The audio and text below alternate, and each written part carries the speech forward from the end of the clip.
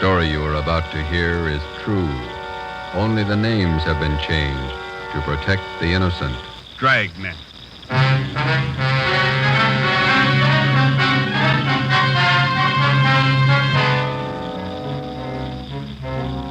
You're a detective sergeant. You're assigned to Juvenile Bureau. A potential killer roams the halls of one of the high schools in your city. Girl students have been brutally slashed by the criminal.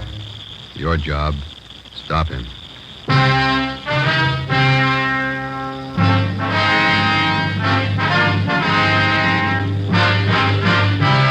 Dragnet, the documented drama of an actual crime. For the next 30 minutes, in cooperation with the Los Angeles Police Department, you will travel step by step on the side of the law through an actual case from official police files. From beginning to end, from crime to punishment, Dragnet is the story of your police force in action. It was Thursday, November 4th. It was windy in Los Angeles. We were working the day watch out of Georgia Street Juvenile Bureau. My partner's Ben Romero. The boss is Captain Bowling, Commander Juvenile Division. My name's Friday. It was 2:45 p.m. when we got to Charter High School. Main entrance. Which way, Joe? I don't know. We can ask this boy. Hey, son, Yeah? where's the principal's office? Straight down the hall. Last door on the left. Thank you. What's all the noise about? Football rally. We're playing Piedmont today. Probably lose. Can't beat confidence like that. Kids are sure funny nowadays. Yeah. Check that sign. Mm-hmm. Junior prom. $1.25 for couple. Makes you feel old, doesn't it? I never did go to those high school dances. How come? Couldn't dance. Wife says I still can.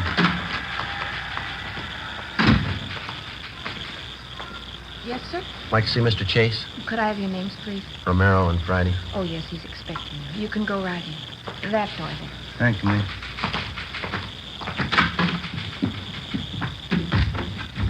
Mr. Chase? Yes? My name's Friday. I talked to you on the phone. Oh, yes, certainly, Sergeant. Have a chair. Thank you. This is my partner, Ben Romero. How do you do, sir? How are you, Mr. Chase? Sit down, sit down. Certainly glad to see you, gentlemen. I'm at the end of my rope. Would you mind briefing us, Mr. Chase? How did all this trouble start? I don't know how it started. I don't know why. But here's the result, Sergeant. This dress, bloodstains on it. Mm-hmm. What's the story? A woman stormed in here and said her daughter came home from school yesterday wearing this dress. She told her mother she'd been knifed here at the school. Mm-hmm. How many cases like this have you had? 21 in the past 3 weeks. Why didn't you notify us? Believe me, Sergeant, I didn't know which way to turn. When I first learned about these knifings, I wanted to call in the police, but some of the girls who'd been cut, the parents didn't want it reported. The publicity, the notoriety, they didn't want it. Hope you realize, Mr. Chase, that it's a pretty serious business. Believe me, I did realize. What could I do? The knifings had to be stopped. The parents didn't want them reported. I've tried everything humanly possible to find out who's responsible. What have you tried, Mr. Chase? Well, I called on some of the older students from the Boys' Council. I placed them all over the grounds of the buildings and told them to keep an eye out. No results, huh? The knifings have gone right on. This past week, they've even gotten worse. Oh, that reminds me. Just a moment, please. Yes, Mr. Chase? Doris, would you get Jim Travers, please? Have him come to my office right away. Yes, Mr. Chase. Travers is head of the Boys' Council. He helped organize the system of guards. He might be able to give you some information. You said a minute ago that the situation has been worse this past week. You mean the knifings have gotten more frequent? More frequent and more serious. One girl was cut very badly this morning. She had to be sent home. Are most of these girls cut in pretty much the same manner? The school nurse treated some of them. She says it looked to her as though the girls had been slashed with a very sharp knife, probably a razor. Is there any definite time pattern to these knifings? All of them happened between periods when the students change classes. The corridors are pretty well crowded, and that's why it's so difficult to pin it down to any one person. I see. How about the victims themselves, Mr. Chase? Is there any set pattern there? That's what has me frightened. How do you mean? Most of the victims are rather pretty girls. Whoever's doing this seems to have a preference for them. It's frightening when you think of what kind of mind the person must have. It's a little more than frightening, Mr. Chase. Huh? A person with a knife must be a mental case, probably a dangerous one. I don't think he's going to be satisfied with just knifing the girls. Killing? Possible if we let it go much longer. You wanted to see me, Mr. Chase? Come in, Jim. I would have come sooner. I was tied up with a rally committee. Jim, this is Sergeant Friday and Sergeant Romero, police officers. Right, Jim. Hi, They're sir. here to investigate the knifings. I thought maybe you'd be able to help out with some information.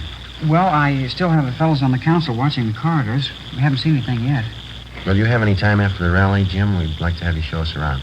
Okay, Sergeant. Is the school nurse still in her office? I'd like to talk to her, too. I think so. Jim, when does Miss Wesley go home? 3:30 on Thursday, Mr. Chase. I'll tell her to stay on a few minutes. That's fine. We'll meet you outside the office here, huh? Okay, I'll see you later then. Right. Is school out for the day? Yes, it is. Guess we'll have to wait till morning to interview the victims. The first class is at 8 o'clock. I'll have the girls assemble in the classroom next to my office. All right, Mr. Chase. Thank you. I'll be right back, Doris. See you gentlemen out. Looks like the rally's just breaking up, huh? 3 o'clock now. The game's at 3:30. The kids certainly jam up the corridor. Come on, come on. Let us through here. Let us through, please. All right. The rest of you go about your business. Go on now. What's the matter, young lady? What's the trouble? Patty Larson, she's fainted. What's the matter with her? Look at her dress. It's covered with blood. An ambulance was called, and the injured girl was taken to Georgia Street Receiving Hospital, where she was treated for a cut on her right forearm and a deep slash across her hips. She was not in serious condition. It was the doctor's opinion that the wounds had been inflicted either by a very sharp knife or more probably a razor. A detail of plainclothesmen were dispatched to Charter High School to keep the grounds and quarters under strict surveillance until further notice. At 7:30 the next morning, policewoman Lorraine Jensen, Ben and I met at the high school with Principal Chase and Jim Travers, the head of the boys' council. By 9 a.m., all of the 21 knifing victims were assembled in one of the empty classrooms. Policewoman Jensen outlined our plan of questioning. May I have your attention, please? This isn't going to take very long, girls, but I will have to ask you to cooperate with us.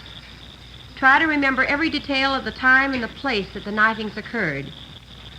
Do you all have a report form to write on? Yeah, they're all set. We'd like to have you write 3 things. First, exactly where you were when you were injured. After that, write the date and the time. Make that just as close as you can remember. I don't remember. Do you not know what to write? At the bottom of the page, write the name of the person you suspect might have cut you.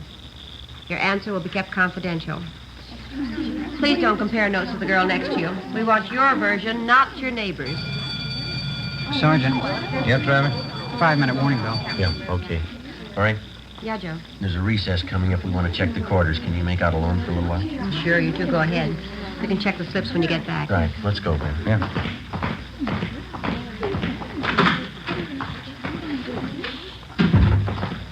The top of the stairs is best, Sergeant. Okay. If you stand back a little from the railing, no one down below can tell if they're being watched either. Okay. I'm pretty much interested in police work. You know, the lie detector and stuff. Uh-huh. Will you keep on going here? One more flight. All right. I wrote a paper once on the lie detector for our physiology class. The teacher liked it. That's so. Yeah. I've been reading how they take fingerprints, cloth imprints, and all that. Pretty interesting. Here we are. We can keep an eye on the whole corridor from here. Okay. What detail do you officers work out of? Georgia Street Juvenile. You know Lee Jones or Ray Pinker? Oh, yeah. I've read a lot about the crime lab. Why don't you come downtown some afternoon? We'll show you around. That'd be swell. Okay. Must be interesting, meeting all kinds of people, watching how they behave, you know. Yeah, it's interesting. During a recess, while the students moved from classroom to classroom, we kept the main quarter under close surveillance. The other men from Juvenile Bureau covered the rest of the quarters. We kept an eye on the main quarter during the third recess between periods at 11 a.m. Again, no results. At 11:30, Travers went to check with the members of the boys.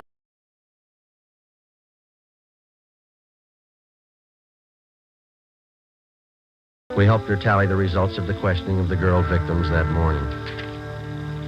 Let's see, 17, 18, 19. Well, that takes care of the lot. Let's see. There it is. Now what's it mean? Well, 12 say they were knifed on the main corridor, 3 knifed outside the building, 4 on the stairway, 2 in a classroom. The times they list. Doesn't look like there's any pattern there. How about the suspects that they wrote down? That's even got me beat. We've got more of them than we have victims. Here. Here's 4 pages of names. Some of the girls wrote down as many as 5 suspects. That's going to help a lot. How many altogether? Let's see. 34. Oh, hi, Mr. Chase. Did you find out anything? Well, it didn't turn out too well. Nothing definite. Terrible morning. Parents calling up, newspapers. I don't know. Certainly out of my hands. Are there any assemblies scheduled for this afternoon? Yes, after the 5th period. Why? Well, I think maybe you better cancel it. Seems like every time the kids are crowded together, we just ask for trouble. All right, I'll have it canceled. Fine. Something else, Mr. Chase. Yes? The girls that we had in this room this morning, the victims, we'd like to have every one of them brought back here after the next class, can we? All right, Sergeant. I'll have excuse slips sent to each one. Thank you, sir. Gives you the chills. Those kids getting cut up in broad daylight. Whoever it is, the guy's got a stomach for it. How do you know it's a guy? It's as good a guess as any. How about the school employees, the janitors, and the rest of them? Checked them all out this morning. When we get the girls back here, we'll go through the same routine. And one thing we missed the last time we talked to them. Yeah? We asked them to pick suspects. We might have more luck if we have a bigger choice. Well, how do you mean? Well, instead of asking them to pick out somebody, we'll tell them to list the names of every person who was around them or near them when they were cut. It might work if we can spot a couple of repeats on the list. Sergeant, they want you downstairs. Hurry. Come on, Ben. What's the matter? It's terrible, terrible. I found her. You found who? Betty Price. Where? Downstairs, unconscious. I'm afraid. What do you mean you're afraid? I'm not sure she's alive. We located the unconscious girl in a corner of the basement near the rear entrance to the girls' locker room. She'd been cut severely about the face and arms. At Georgia Street Receiving Hospital, she was given an immediate blood transfusion. In addition to her wounds, she was also treated for shock. We questioned the victim. She stated that she did not see the person who attacked her. Later that afternoon, she was removed to her own home upon the advice of her family physician. 1:35 p.m. Ben and I got back to the high school and checked in with policewoman Lorraine Jensen. How'd the last station turn out, Lorraine? Well, a lot better. It was a good idea, Joe. Yeah? How'd we come out? Pretty good. Yeah, the list they made out. 21 of them. Uh-huh. Each girl listed an average of 8 persons around her at the time she was knifed. Yeah? There's one name that occurs on 19 of these 21 lists. Here, Joe. Jim Travers.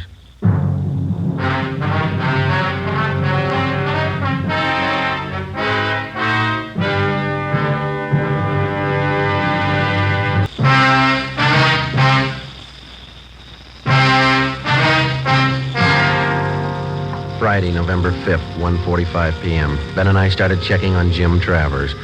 In the registrar's files, he was listed as James Kirkland Travers, 17 years old. He was a well-known, popular student. He was a fine athlete. He was from a well-to-do family. His father was the head of an engineering firm. His mother was from one of the oldest families in the city. During his 3.5 years at Charter High, Jim Travers had maintained close to an A average in his studies. He'd been president of his class since freshman year, and he'd held numerous other class offices. We interviewed his teachers. They had nothing but praise for Travers. They tabbed him as a brilliant young man with an excellent future. We asked about Travers' friends, who he palled around with. We picked up a small lead. We were told that he had very few, if any, close personal friends among the students, but he did have one girl at the high school he was especially fond of. Her name was Barbara Ferris, a tall, dark-haired girl, exceptionally pretty. Her scholastic record was almost as high as Travers. 2 p.m. Policewoman Lorraine Jensen and I interviewed the girl in a small room off the principal's office. We're not singling you out, Barbara. We're interviewing most of the girls in the upper classes. You mean about what's been happening around school? Yes, that's right. Well, I don't know much about it. I was talking to Jim Travers last night. He's a friend of mine. He told me why you were here. How long have you known Jim Travers, Barbara? Oh, since freshman year, I guess. Mm-hmm. You go steady with him? Well, we don't like to call it that, but I guess so. We go to the dances together. Sometimes we go to the show on weekends. Do you go out with him very often? No, not very often. Jim's usually pretty busy. He studies a lot. Does he go out with other girls, do you know? Well, no, I don't. Once he went out with Betty Fisher. He said he didn't like her much. Betty's kind of a party girl. Jim likes to talk about things. You know, physiology, books, stuff like that. Do you get along with him pretty well? We get along fine. Sometimes he's moody, but I guess I am, too. Could you tell us a little more about Jim? What's he like? Well, what do you want to know that for? Is there anything wrong? No, it's just routine questioning, Barbara. We have to check on everybody. Oh, I see. Well, Jim's certainly all right. He's like the rest of the fellows at school, I guess. Only he's smarter than most of them. Well, is there anything Maybe that's odd about him that you noticed? Anything very different? No, not that I've noticed. He's always been pretty bashful, up until this last year anyway. He's still that way sometimes when we go out on dates. How do you mean? How is he bashful? You know, about girls and things. He's always nice, though. He's not always thinking about necking and stuff like most of them.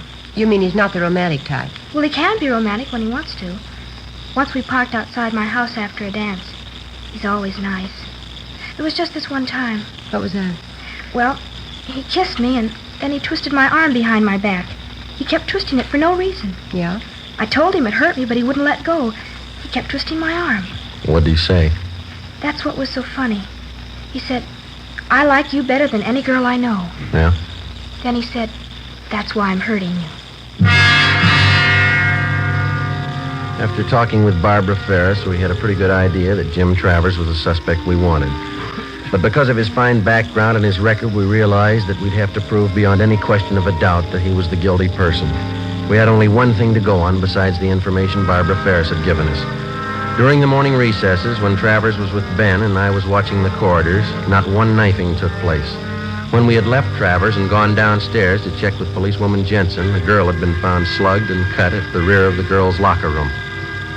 2:30 p.m., Ben and I met with the suspect. How's it going, Sergeant? Any luck? Not much, Jim. What's that, another rally? No, a band practice. Junior prom's tonight, isn't it? Yeah. You talked to the girl who was knifed downstairs, huh? Find out anything? No, not much. You want to stick with us this afternoon? I think you might be able to help us out. Sure. I've got the fellows on the council standing by if you want them. Fine. Let's go outside, huh? Got something to tell you. Sure, okay. We can go out this way.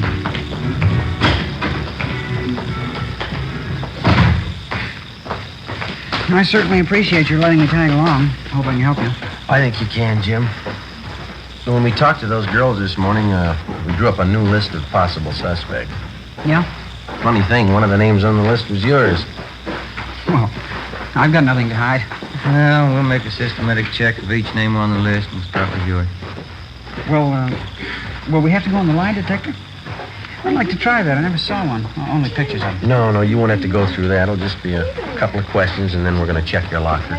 Okay, I'd be glad to show you. Does this take us to the locker room? Yeah, we can cut through here. Say, when we were questioning those girls this morning, some of them said that they saw you in different parts of the building when the knifings took place. What do you mean? Well, your location didn't exactly jibe with your classroom schedule. In other words, your class was on the 3rd floor, but you were seen down in the main corridor. Now, how do you account for that? Well, you see, I usually take walks between periods. Sitting in classrooms makes me nervous sometimes, you know. Mm-hmm. Here, I'll get the door. All right.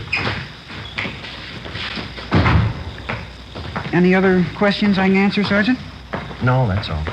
How'd you happen to get interested in police work, Jim? You said your father was an engineer, didn't you? Yeah, that's right. I don't know how I got interested. I just took to it, I guess. I always liked to watch people's reactions and their behavior. Fascinating.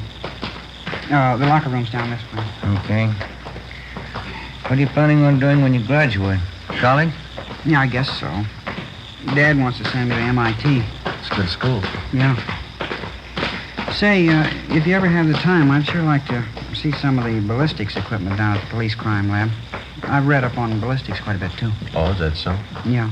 The polygraph and lie detector. That's my favorite, though. Wonderful machine. Mm-hmm. Imagine charting positive and negative reactions like that. It's marvelous. Yeah, it is. Say, have either one of you ever read Dawson's treatise? I think it's called The Psychology of the Criminal Mind. You ever read it? I think we had that in training, didn't we, Ben? Something like that, yeah. How about Criminal Behavior and Its Basis, Maxwell's book? Did you ever read that one? No, I don't think I did. It's a great book. I got quite a few textbooks on crime. There's one on sex crimes I just got. It's very good. Mm-hmm.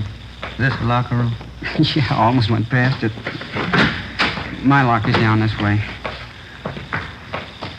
How do you shave, Jim? You use an electric razor or a safety razor? Me? Electric razor. They're the best. Yeah, they're a lot easier to use. Here it is. I'll open it for you.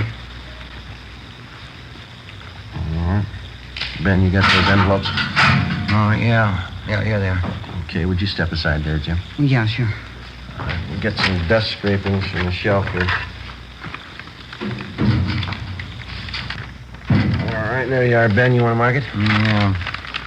Jim Travers, dust scrapings from locker. All right. Let's see here. Here's some more scrapings from the bottom of the locker this time, huh? Okay, I'll seal these envelopes. Oh, here's a nail file. Okay, Jim. Now, will you hold out your right hand? Oh, yeah, okay. Hold an envelope under his hand, will you, Ben? Catch the nail scrapings. Yep, here we are. Say, what's all this for, Sergeant? Oh, it's just routine with everybody, Jim. Just gonna take some sample specimens to run through the spectrograph. A spectrograph? Mm-hmm. Now, let me scrape that middle fingernail a little. Oh, okay. That's it. Now the index finger. What about the spectrograph? We use it all the time. Well, it won't work in a case like this, will it? All right, that's all for the right hand, Ben. Don't forget to mark the envelope. Yep. Let's see, Jim Travers, scrapings from fingernails of right hand. There we go. All right, now the left hand, Jim. Yeah. No, we don't know if this is going to work or not. It's worth a try. We'll know this afternoon. This afternoon? Yeah. We'll have to run you through on the machine. Hold the envelope a little closer, Ben. Yeah. Well, how's it going to help you? It might tell us what you had for breakfast a week ago. It might tell us what kind of clothes you wore 3 days ago. The kind of objects you came in contact with. Oh. Well, what kind of principle does it operate on? Oh, I don't know. We can ask Lee Jones. Here, let me get the scrapings from your thumb. All right, there it is. Now seal it and mark it, Ben. Huh? You want to call the office and tell them we're on our way in? Yeah, I'll be in that room right next to the principal's office. Okay. You can close your locker, Jim. That's all. Yeah, all right. We'll check the things in your pockets when we get to the crime lab. Let's go. That spectrograph must be a marvelous machine. Well, it's worked for us a lot of times. We've got evidence on a suspect that either convicts him or it clears him. You'll probably get a kick out of it. I'd like to see it. You say it tells you everything a person's come in contact with, huh? Yeah, that's right. Could it tell you how I shave? Well, how do you mean? I mean, with an electric razor or a safety razor. Yeah, sure. That's one of the primary things. I don't know exactly how it works, but it does the job. We'll get Lee Jones to explain it to us. Out this door. We can cut across the courtyard. Oh, these are sure nice grounds. Will they keep me long downtown, Sergeant? What do you think, Jim? You know, the strange part about these knifings out here, What's that? whoever's responsible probably doesn't even realize what he's doing. Yeah. Mentally, he's sick. He's very sick. Best thing for him would be a doctor. Mm-hmm. Just like any other sickness, it's not going to get better by itself. Yeah. The only trouble is he's just getting his appetite up with these knifings. Now, if he goes much longer... How about that spectrograph, Sergeant? Say, for instance, well, if I happen to hold a knife in my hand or maybe a razor. Oh, yeah, that'd show on the machine. We go in here? Yeah. It's a terrible thing. Whoever it is. Terrible thing. Yes, it is. In here, Jim.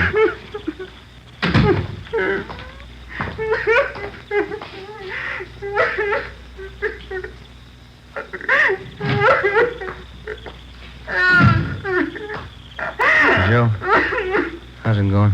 I think he's ready to tell us. Hope so. I expect the graph won't.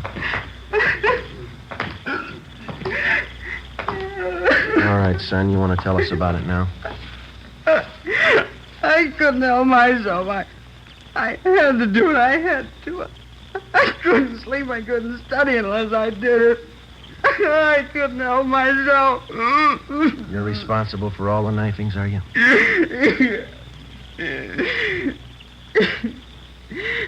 You knew, didn't you? Who told you? You told us, Jim. I'm glad you caught me. It was getting worse. Might have been too late. I'm glad you caught me. Why? Barbara.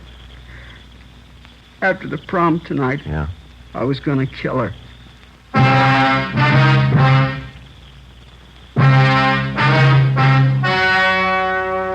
story you have just heard was true. Only the names were changed to protect the innocent.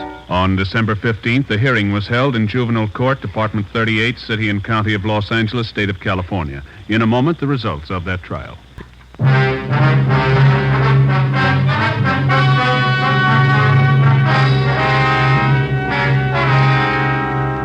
17-year-old James Travers was examined by court psychiatrists who found him to be one of the most dangerous mental cases they had ever examined. The boy's parents, who cooperated to the fullest with the police officers and with the court, made only one request, that the boy be committed to a private sanitarium. James Travers is now under confinement at that sanitarium for an indefinite period of time. You have just heard Dragnet, a series of authentic cases from official files.